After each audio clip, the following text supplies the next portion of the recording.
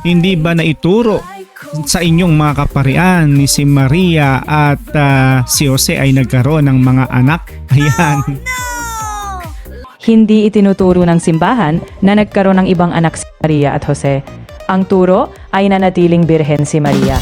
Yung mga tinatawag na kapatid ay sa kontekstong kamag-anak o pinsan ayon sa kultura ng panahon. Marami raw anak si Jose at Maria dahil may binabanggit na brothers of Jesus sa Bible.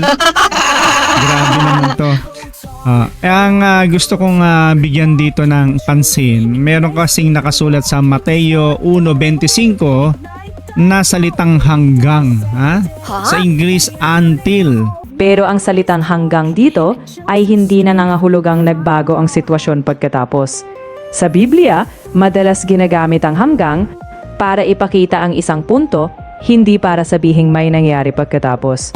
Ang mas mahalaga, walang binanggit ang Biblia na nagkaroon ng ibang anak si Maria. Sa ikalawang Samuel 6:23, si Michal ay walang anak hanggang sa kanyang kamatayan. So ibig bang sabihin nito si Michal ay nagkaanak nung matapos siya ay mamatay? Ayan, di ba? Nagkaanak na siya